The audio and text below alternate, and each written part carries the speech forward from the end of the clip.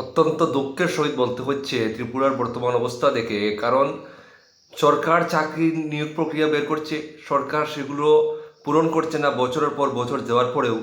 আর বেকাররা যদি এইটার চাকরি দেওয়ার জন্য তারা যদি সরকারের কাছে যায়, আন্দোলন করে, তাহলে তাদেরকে গ্রেফতার হতে হচ্ছে, পুলিশের লাঠি পিটা খেতে হচ্ছে। তো এটা দেখে অনেকেই দুঃখ প্রকাশ করছি এই জিনিসটা দেখে। আমি কথা বলছি স্পেশাল এক্সিকিউটিভ নিয়ে। স্পেশাল এক্সিকিউটিভ 2022-এ এটা ত্রিপুরার গভর্নমেন্ট সেটা নোটিফিকেশন দিয়েছিল 6067টা পোস্টের জন্য। কিন্তু আজকে দীর্ঘ 4 বছর পার হয়ে গেছে, কিন্তু আজ পর্যন্ত স্পেশাল এক্সিকিউটিভ আদৌ কি ছাড়া হবে কি না হবে এরকম কোনো কিচ্ছু কেউ জানে না। আমাদের মাননীয় মুখ্যমন্ত্রী অনেকবার বলেছিলেন যে শীঘ্রই এটা হচ্ছে, কিন্তু তারপরেও কিন্তু আমরা এটার কোনো হদিশ পাইনি। আজ পর্যন্ত এটার কোনো প্রক্রিয়া, এটার কোনো কিছুই আমরা জানি না। তো স্পেশাল এক্সিকিউটিভ প্রার্থীরা 10 তারিখে আগরতলাতে গিয়েছিল এটা আন্দোলন করার জন্য।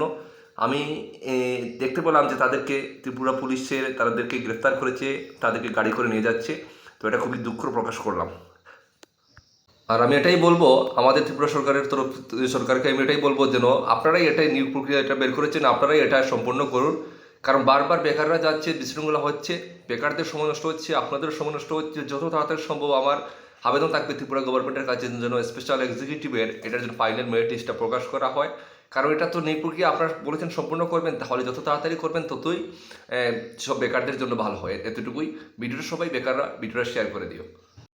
দিতে হবে, আমাদের চাকরি দিতে হবে, আমাদের চাকরি দিতে হবে, আমাদের চাকরি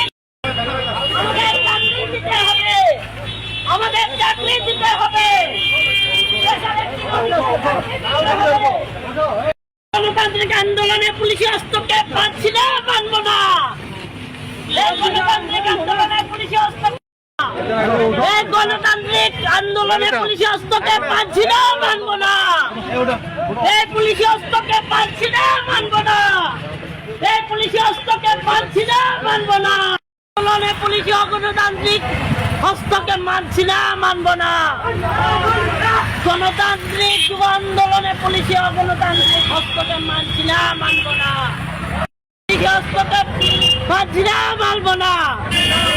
আমাদের স্পেশাল এক্সিকিউটিভ চাকরি দিতে হবে, আমাদের স্পেশাল এক্সিকিউটিভ চাকরি দেরি হচ্ছে কেন? রাজ্য সরকার জবাব চায়, জবাব দাও।